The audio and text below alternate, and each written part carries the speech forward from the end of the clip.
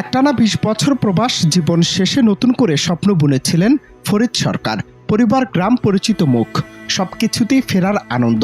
কিন্তু সেই ফেরাই হয়ে উঠল তার জীবনের শেষ অধ্যায়। মঙ্গলবার রাত 10:30টায় রাতের খাবার খেয়ে কাজে যাচ্ছি বলে বাড়ি থেকে বের হন ফরিদ। গন্তব্য গোসিঙ্গার একটি ইট ভাটা। কিন্তু ভোরের আলো ফোটার আগেই সেই ইট ভাটার মাটিতে মিলল তার নিথর দেহ।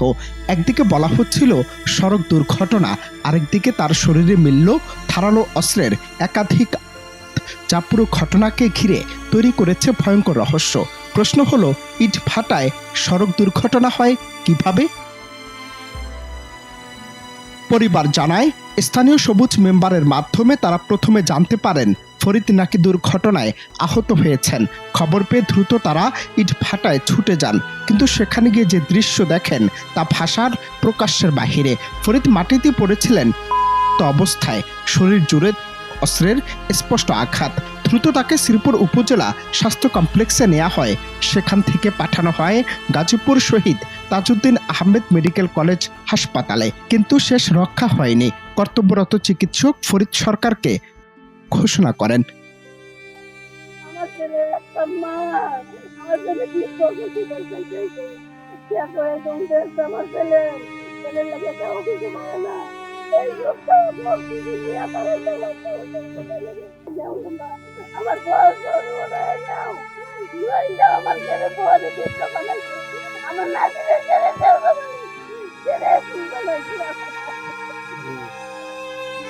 আমার নাতিরে ছেড়ে দিতে পারি, আমার একমাত্র নাতি, একটা মেয়ে আমার বাড়ি কাজে করতে আমরা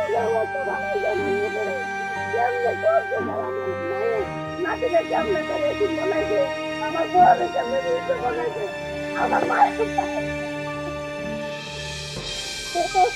মায়ের গেলে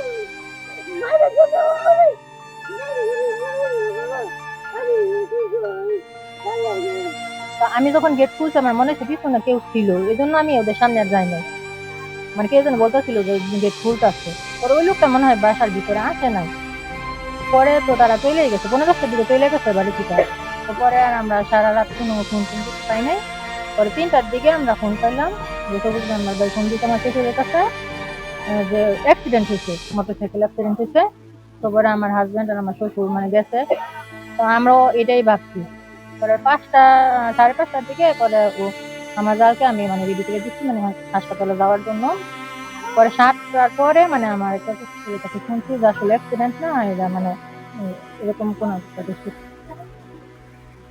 মার্ডার হয়ে গেছে। তাই আমার হাজবেন্ডকে যেমন তারা নিকৃষ্ট ভাবে যে করছে, এটা কোনো মর্মান্তিক না, এটা কঠিনত হত্যা। ঠিক আছে, আমি চাই আমার জামাইরে যেভাবে তারা কষ্ট আঘাত দিয়ে মৃত্যু দিছে এর চেয়ে 3 গুণ তারা সাজা পাক। আমি এটা চাই, আমার মেয়ে এতিম হইছে, এটার বিচার আমি চাই। ফরিদ সরকার গাজীপুরের শ্রীপুরের গোসিঙ্গা ইউনিয়নের নারায়ণপুর গ্রামের জামাল উদ্দিন সরকারের ছেলে।